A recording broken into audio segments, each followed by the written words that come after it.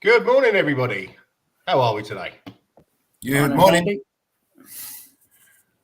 I'm fine. How's the weather over in sunny Stockton? Yes, rainy Island. it's a beautiful day here in Stockton, like it was yesterday. I was at an all-day festival yesterday, so I'm feeling it a bit today. And straight after this, I'm going to see the Teesside Lions in the quarter-final. Oh, yeah? Who are they playing? London Lions beat Liverpool last week. London Lions. Yeah, I saw that. So the crowd chant is going to be a bit weird. Both Lions. I don't know what we're going to do there. Well, good luck. And how about yourself, Kev? How you did, Liv? It's overcast here. Typical bank of the Irish weather. So, or Irish weather, full stop. Yeah. Yeah, but it's going to be dry in the pub later on at 4 o'clock, 5 o'clock. So that's all right. That's the main Okay, thing. nice one. Sounds good. So, just updated your name on screen. You know. So from now on, everybody, Kev will be called Keith. Okay. Should have left it, see if you noticed.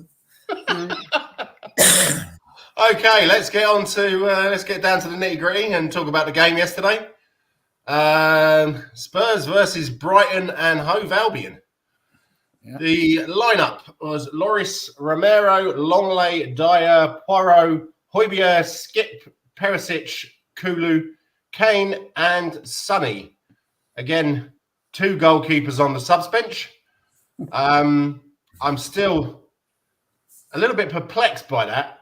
I don't understand why they don't put, I don't know, Cisse or Niall John or Pekotsky or someone on there just to get the experience. Okay, obviously it's nice for Austin to be in the match day team. But you know, he's never going to get on, is he, unless Loris and Foster get injured. So I don't really see the point. But right. So what were your impressions of the first half, Simon? Yeah, we seem to be that kind of caginess and hesitancy against everybody now, no matter who it is. Could be Brighton, could be Oldham Athletic, you know, it could be literally anybody. We seem to be just like nervous every time now. Don't know why. I think it's, like I say, a confidence thing. Yeah. It's probably with the state of the management at the minute, it's probably because of that. But it's not easy to watch, is it? I actually thought we came out on the front foot, which was nice. Some of us did, but yeah, which I don't think we have seen that much under Conte. Seen it a couple of times under Stellini, and first of all, Kev, what were your thoughts? Well, I was unsurprised to see the same team come out because I totally expected it. Even my missus is going to have names of all the players now. It's not too hard. It's uninspiring, you know. It's a lot of reward for the people that fail every week. You know, it's like you're back in again, lads. And we just in case we happen to get 2 goalkeepers injured, we'll have a third. You know, what's the point of that? You know, it's totally defence, and yeah. But yeah, so what a finish from Sonny. Yeah. I don't know if you heard his interview afterwards. He said, "Well, I didn't really want to shoot." Yeah, but Pierre was behind me shouting, "Shoot, shoot, shoot!" And you know, when Pierre says something, you listen to him. So he did, and what an absolute peach of a finish. Yeah, that was beauty.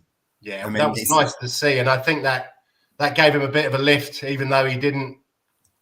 Yeah, he wasn't up to normal Sun levels. Well, normal last season. But yeah. That was Sonny of old, wasn't it? That was the old Sonny who do that quite a lot. You know, coming from that side, curl it in. Yeah. Actually, when I was looking at it, I thought he was actually going to go past the far post, and it curled in so much. It was beautiful, beautiful to see. Yeah, it really was. Yeah, it was a really special finish. I have been among the people who've called for him to be dropped and us to play Dan Juma or Richarlison instead. Does he play on where because Richarlison, is he left or right? That's something I can never remember. He's on the right, really, isn't he? He's right, is he? Okay, so he'd take over from Kulusevski, who didn't have a particularly good game again, I didn't think. What about Dan Juma? He's right as well, isn't he? Yeah. Yeah. So why have we not brought in any competition for Sonny? I mean, someone on Twitter was saying that the whole ground, well, it seemed like half the ground was South Korean yesterday. So obviously that brings in a lot of money for Mr. Levy.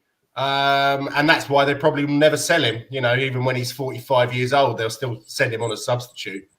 The point he made it after the match, I didn't see the interview, but I read about it, and he said he dedicated the goal to his late grandfather. He lost his grandfather. Yeah, so he has been having a bit of a tough time. Yeah. I thought that his head's been turned with this. He's got this K-pop girlfriend, and he's doing all this stuff for Calvin Klein and stuff like that. Yeah. So I thought he was going the way of Dele Alli, but yeah, I don't think maybe his dad wouldn't let him do that.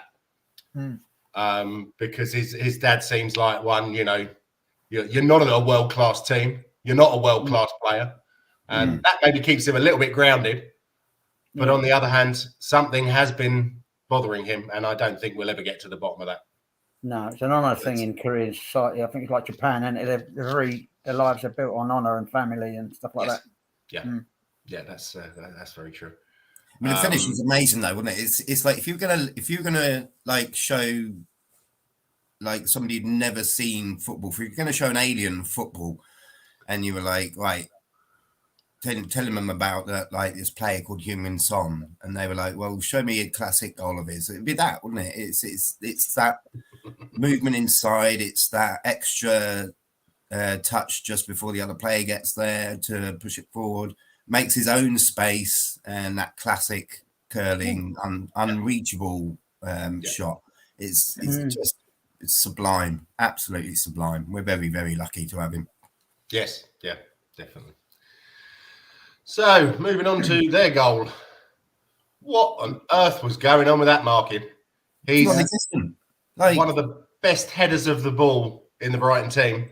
Yeah, and there was no one there. Absolutely no one. So we've got Dyer and Højbjerg marking each other almost on the line. Like, yeah, how can you not see him? It's not as if they're wearing grey, is it? Like, they're pretty bright. Well, I don't. It's basic. It's 101, isn't it? It's like you say, Sunday league marking. It's like pick your man up. Similar to that. Yeah, I saw in some of the other free kicks that Oliver Skipp was marking him. Yeah, I saw that. I said to my missus at the time, I said, "What?" He's like, he's 5'6" and he's 6'5". You know, so what's going on? Exactly. He's still putting his shirt though.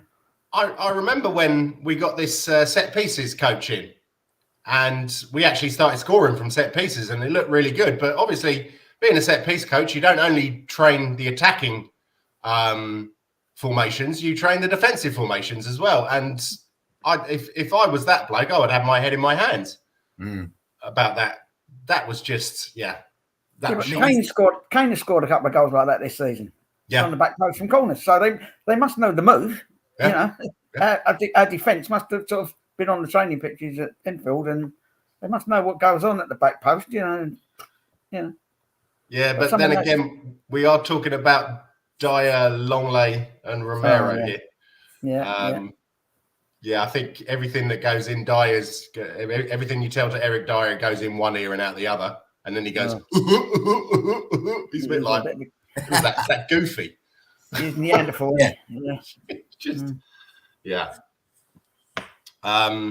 But on to Harry's goal. That was a lovely pass from Højbjerg. Although I have to say that was one of the only things that he did in the match. Again, so much of sort of running around close to the ball, but not putting his foot in. Yeah. Lost the ball again a number of times. But anyway, we're here to talk about Harry Kane. And that was a nice finish. It did take a deflection of Veltman, I believe. But what was your hand, though? I think it was Veltman's hand, so it might have been a penalty if it went anywhere else. Oh, really? Oh, okay. Yeah, I think so. Well, I didn't see it again. That's unfortunately. Deflection didn't change the direction of the shot anyway, did it? So no, it did a little bit. I wouldn't say it was major. Well, he didn't like deflect it massively or anything. So. Yeah. But yeah, so it's lovely to see him score again. Right. The referee's a legend. Yes. I would be, well, they are fuming. If I was a Brighton fan, I would be absolutely fuming. I'd be apoplectic, mate. Apoplectic. It's just the first goal that was disallowed. Yeah. I don't know. I don't really know how to interpret the rule. Where is it handball? Where is it, it's up to what part? Is it only if you hit it with your shoulder, it's okay? Sleeve. And it's the sleeve. Okay. Supposed to be sleeve, yeah. Right, okay. But I thought that was very harsh. Yeah, I thought it's a little bit harsh, but then the commentator said at the time, if that was a defender and it hit him there, you'd been screaming for a penalty. So yeah, that is very true. Then the second one, I didn't really see a clear camera shot of that. The only one I saw was from behind the player, and it looked like it had come off his arm, but I didn't see one from the side. Did either of you see that? Was it Højbjerg? I think Højbjerg. He stamped down on him, but I think it was over exaggerated, and I think that's what. That was I'm talking about the second goal. Yes, I beg your pardon. Yeah. I can't remember which Brighton player it was, but that was given as a handball. And the penalty. He definitely trod on his foot. But they was, as you were saying, Kev, I think they thought it was a bit too much simulation, and he went down like he'd been shot. It wasn't enough to tip him over or anything like that, So, but they're also talking about Perisic probably should have been sent off because he went in 2-footed. I don't think he actually touched the player until he was quite far through. And he got the ball, so I think that would have been very harsh if they'd sent him off. But there was I saw a video done by a gooner, funnily enough. Seriously, they're running away with the championship, and we're still right in here.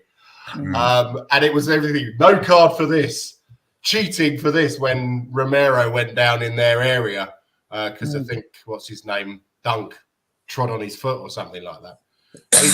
I do find it amazing how we still rile them so massively when they're probably going to win the title. I find it quite amusing. But these boys out in where is it, West Africa? They don't have much else to do they? So what can you say? I tell you what, what was the name of that referee yesterday? Stuart Atwell. Right. Yeah. And he's been shite to us before. I think he's one of the worst refs in the league, but it's not difficult, is it? Definitely is. They're all pretty shit.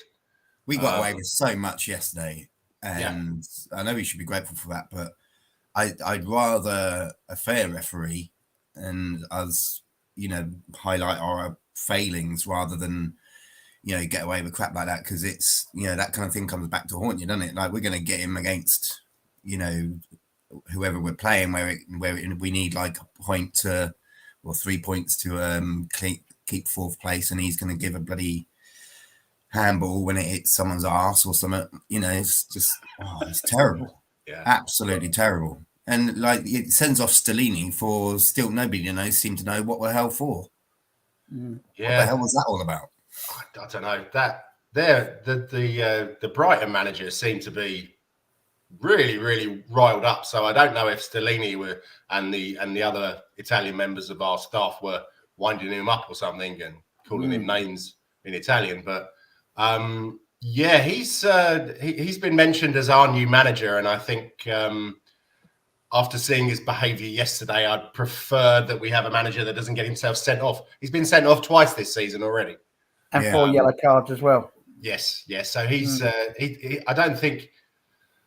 Yeah. Do we really want someone? I mean, it obviously shows that he has passion, but you do kind of need your manager on the touchline. It's no good if he keeps getting sent off. The thing is, with the manager thing, it's like, I saw that rumour that he got, Stellini was recommending him for the Spurs job, and that was a headline. Really? But then when you actually look into it, it was in the press conference, obviously pre-match press conference, and they asked him what Stellini thought of Deserby. Yep. Deserby. And he just gave him a few compliments, like he's a very good manager, he's had it tough, but he's done well. It wasn't recommending him as a Spurs manager at all. Like, this is how these rumours get started, and it's all... Yeah. So that's why I take no notice of rumours, to be honest. Yeah, well, that's very true, isn't it? The press can make a mountain out of a molehill, can't they? Very easily. But that's what gets them clicks, and that's what sells them papers.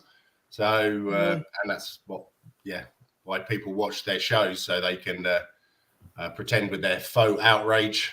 Oh my God, he did that. Harry Kane, yeah. You're never such a bastard. You don't get pictures of him falling out of nightclubs, doesn't cheat on his wife, but yeah, he's such a cheat and such a bastard, and Haaland's much better. All right, chaps, whatever. That's you would have thought that a country's press would be trying to big up one of the national team's better players. But no, it just seems to be vitriol spat constantly. Bitter. Nobody reads newspapers anymore except old people. So, Oi, that's twice. You lot. Easy, Keith. Sorry, Keith. But yeah, I don't. Also, I think it was in the last 5 minutes. God, when Tanganga came on, it was just a disaster waiting to happen, wasn't it? And that it wasn't a penalty, but it should have been a free kick in a very dangerous area. And again, the ref completely missed it. And VAR did, I think, as well. It's crazy. But, okay, who would you say is your man of the match, Keith? Kev. Kev. Well, it has to be Harry Kane for what he pulled out the hat with that shot. I'm sorry, but I do believe the Premier League themselves picked Harry Kane as man of the match for the third game in succession. That's 3 times now. Yeah. For Everton, Southampton, and today, that's 3 weeks on the trot. Harry Kane, man of the match. Well, just going back to the referee bit, I think it kind of evens itself out for that pathetic penalty against Southampton. Yeah, I was going to bring that up. Yeah, that was just. That was shocking. So yeah, okay, maybe it doesn't even itself out because it was 3 or 4 calls, but that was absolutely pathetic referee. You've got the toxic social media saying Tottenham are always cheating, this and that, and there's think back like 180 minutes ago, and we lost 3 points in the 96th minute for a penalty that never was. So all of a sudden we're cheats. And Brighton and Money saying. We've been cheated out of a Champions League place, really, Wow, some take. Yeah, no, that is, I think they must have been on some serious strong drugs to do that. It's probably dented their Europa League chances, but I think it's only really us who's going to catch, if we do, Newcastle and Man United. I don't think Brighton would have been able to. But then again, stranger things have happened at sea. Simon. What's going on with VAR? VAR seems to be a bit pointless now, doesn't it? Because we can see on the replays what's happened. So can VAR. It takes 10 minutes for them to look at it, and then they decide, oh no, there's nothing there. Right? What's the point? It's like one of the Brighton players said, it just becomes pointless. Yeah, it takes them 10 minutes because they have to ring up the team's chairman and say, how big a brown envelope are you going to give me if I give this goal or disallow it? So that is the chairman are busy people and they don't always answer the phone first time. So well, that's why they retweak the laws of handball and offside so often now. It's every other week. When if he comes off a player who's not interfering, if he is interfering, or he's this, and there's so many vagaries there. I'd rather they just with VAR, go back to VAR. I'd rather they just sacked it all off and then save the money and just train better referees. Yeah, simple as that. Yeah, they're crap. They're not as they're getting as bad as like the women's game. And if you watch women's football at all, I do quite a bit, and it's just you'd take your players off, if you were playing, with a referee of that kind of caliber. Yeah. And Stuart Atwell's right in there, and so many others are as well. Why don't we just concentrate on making them better? Because even when they go over and use VAR, they're still getting it wrong. They're the problem. Yeah. Or make them accountable. I've said it before. At the end of the week, they should be interviewed after a match and saying, "Look, there's contrast there. You know, what are you going? You know, did you? Here's a replay. What do you think of that?" Not some fella that Sky have got in a studio on a Monday morning. Yeah. It's too detached. The guy that made the decision should be made to stand up and say, "Well, yeah, I've got that one wrong. Sorry, lads." You know, but there's no accountability. You know. Yeah. No, they were saying yesterday on I think it was 5 Live, that they'll be expecting, or De Zerbi will be expecting a phone call for an apology from the referees union. But yeah, what it's much. I mean, obviously these days there's so much spotlight on everything that happens and mistakes and stuff like that. But back in the day when they didn't have VAR, if there was a mistake, you kind of took it on the chin, didn't you? I mean, maybe stuff like the Pedro Mendes goal, I was pissed about that. Well, I still am. Same. Against Man United, because that was, I think, it's come out in the press recently about Twattenberg, and how corrupt he was or is. And so, yeah, he was. Sir Alex Ferguson probably popped into his changing room at halftime and said, "Yeah, do us a favour." And he was like, "Yeah, okay, no problem." Stick half an hour on the end of the game for me. Yes, yeah, Fergie time. Yeah. Fuck's sake. But Simon, who was your man of the match? Yeah, Kane for me as well. I think, especially at this stage of the season, obviously most players are kind of selling themselves, aren't they? And the good thing about Kane is he's been so consistent all season. Yeah. And I mean, to be fair, it's the basic schoolboy error, wasn't it? Like they gave him that much space to shoot for that goal, but that's what he does. He always manages to find space, and he always picks it out. And he's just. Well, I don't think we're worthy of him at the minute. I think we need to make ourselves worthy of him by getting another chairman and players to support him instead of just Son, because Son gets injured. Who's going to help him out? He just creates chances for himself, doesn't he? But Kane's man of the match is as per usual, I think. Yeah, some celebration by him as well. Yeah, I like the celebration. He meant it. It was like he really enjoyed that. But that was a lovely run by Dan Juma as well, who drew a couple of players off him. Yeah. It was a very nice pass by Højbjerg. I think there's no one else apart from Kane who can get man of the match. Kulusevski was poor again. I don't know what's happened with that bloke. I think some people. Apparently, one of Mr. Daigle's mates said when we signed him, he said, "Yeah, he'll be good for a couple of months, then he'll get found out." Now, it's obviously been more than a couple of months, but yeah, I don't know if it's the injury or if it's just players. The opposition have found him out, but he wasn't good. Son, lovely goal, had a decent game, but nowhere near. I thought Skip looked quite lively, made a few decent runs. Lloris, their second disallowed goal, I couldn't believe it that he didn't save it, but then I saw it did take a deflection. But he looked a bit flappy as well. That punch out was pretty pathetic. Yeah. Kane gets it. I would have liked to have seen him. Well, yeah, I suppose it wouldn't have been a good idea, but I would have liked to have seen Mundle get a few minutes to make his debut, or Devine, or I was surprised that he put Dan Juma on instead of Richie, but I think that was when Stellini had been sent off and Mason was in charge. Because I don't think Dan Juma would have come on if Stellini was still there. Yeah. There seems to be some beef between Conte and his boy Stellini with Dan Juma. I don't know what it is. You can't blame the player for being a club signing. It's everybody says that he's training well, and he does look pretty lively. I don't think he's the best player, and he's not going to tear up many trees. but you need to give the boy a chance. Yeah, I mean, we just don't know, do we? He might be tearing up trees. Well, we know, we just don't see him often enough. Yeah, he's impact sub, and he's impact sub, and he's been involved in goal. Yeah, goal 5 times. Yes, yeah. So, right. So, moving swiftly on, the manager search.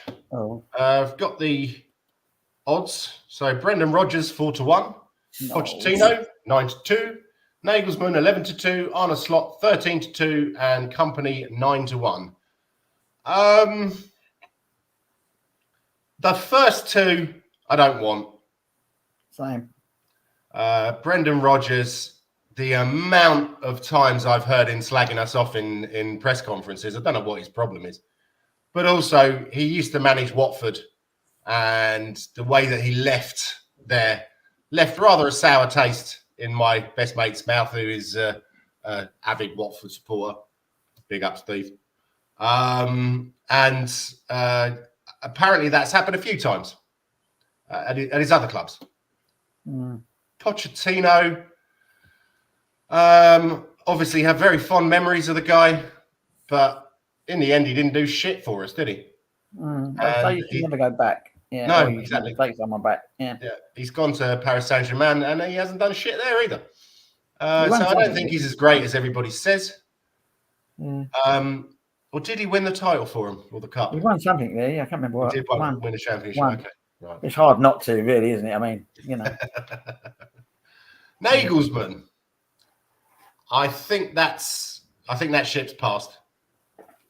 I think Chelsea are in contact with him, and he'll be their new manager in the summer. Right. Yeah. Arne Slot. Now that's a very interesting one.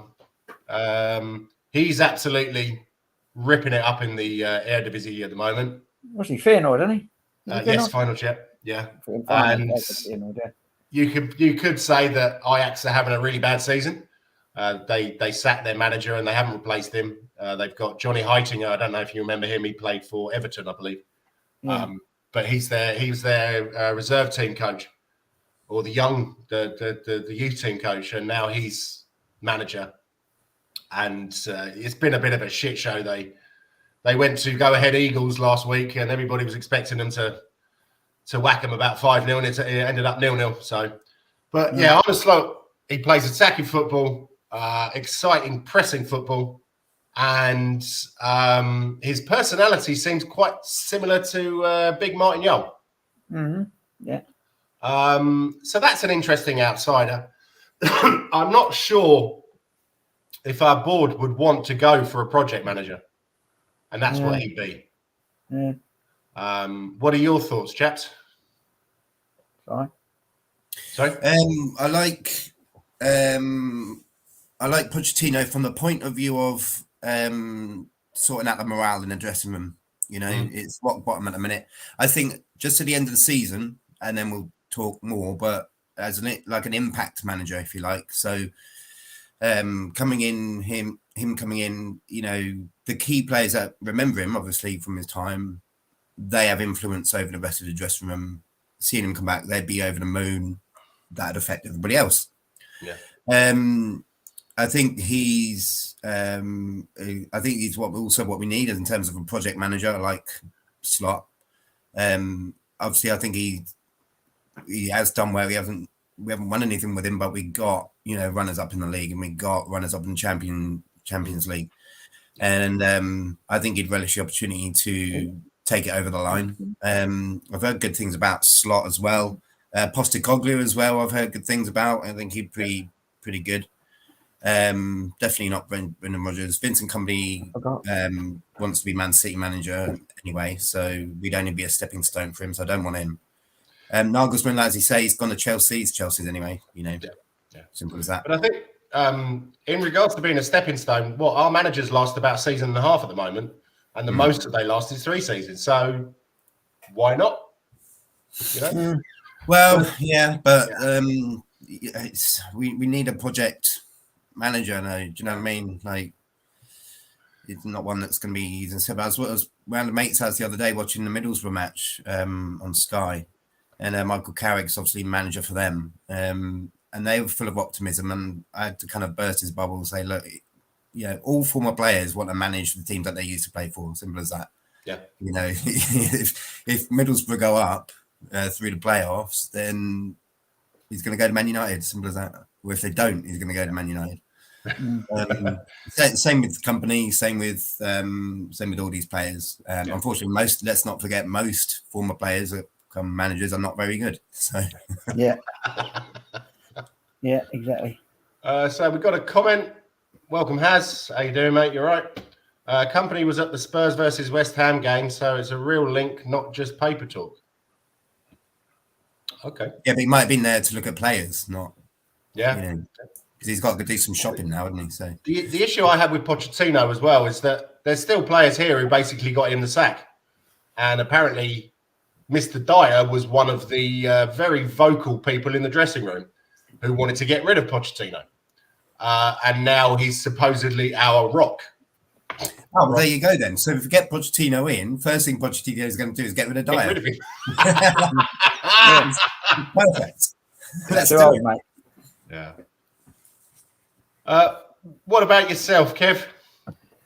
So we've discounted Pochettino. I think actually you never go back to what you've had before. It's failed. I cannot stand Brendan Rodgers. I just detest the man. He's a champagne manager that's had a modicum of excessive. He likes the whole lifestyle, the chat and all that. But well, he's got an FA Cup, which is more than we've had in the last 30 years. But Absolutely. Arne Slot, or however you pronounce his name, I know little about him other than Feyenoord, and I haven't done my research on it, to be quite honest. Company, he could be known quantity, but he could be going to City as well down the line. So it's always hard to tell. Going back on what you were saying here about that West Ham game, wasn't he pals with, what's his name? Yaya or... Oh, yes, yeah. He might have that connection with him down here and in the youth setup. Yeah. So he might be down here for that, just old pals thing, down here for a visit or something, so I wouldn't discount it, but, Levy is always going to go for the cheap option, so, and the pliable option as well, that he can control his manager. He doesn't want a firebrand manager that's going to come out and say this and say that. He wants someone that's meek and mild and do what they're told, and somehow try and build with what you got and what you give him. Yeah, it kind of does make all of this irrelevant, doesn't it? All of it, because you can't do anything. Nothing's going to change until the chairman goes. So simple as that. It's irrelevant.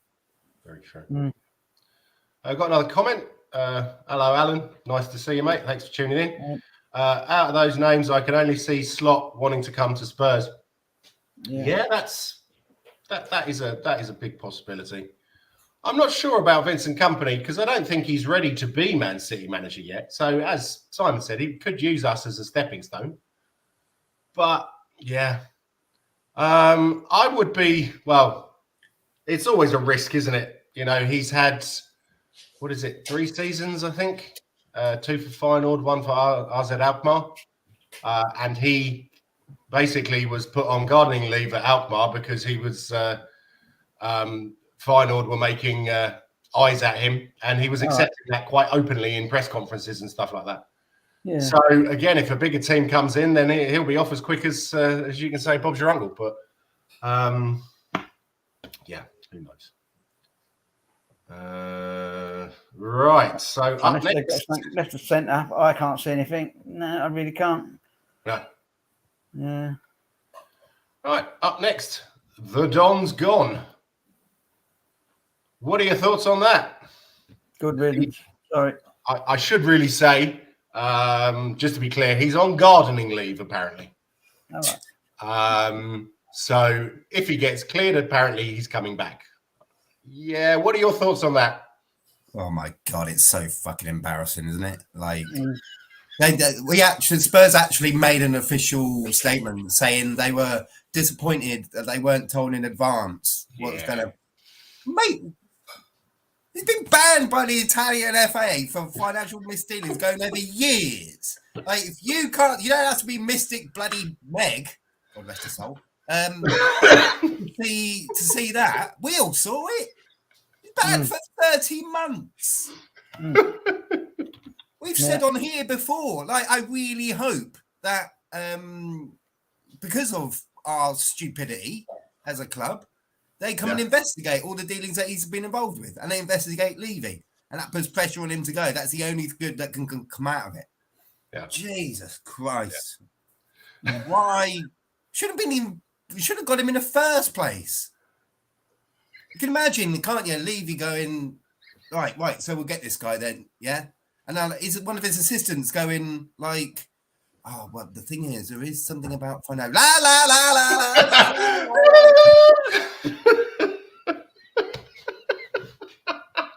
But yeah, that's very true, Alan. It is a massive garden to tidy up.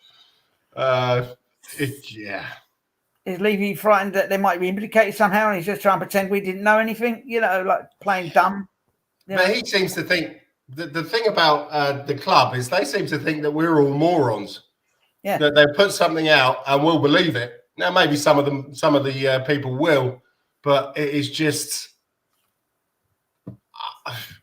I can't understand that maybe Levy doesn't want to pay the severance to pay him and Conte off at the same time. Why would he have to pay Paratici off? Why would he have to pay him off?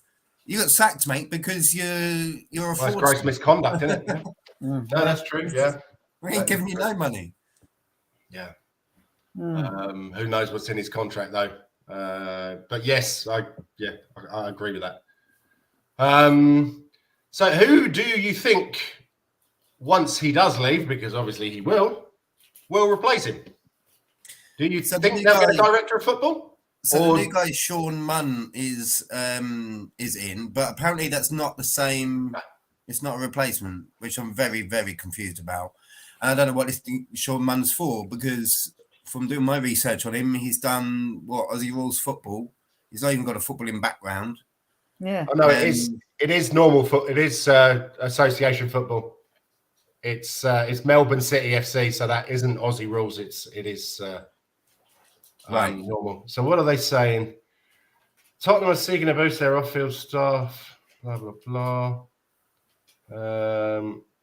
So performance director Greta Steinson and head of football strategy Andy Scolding are currently helping to fill the void left by Paratici.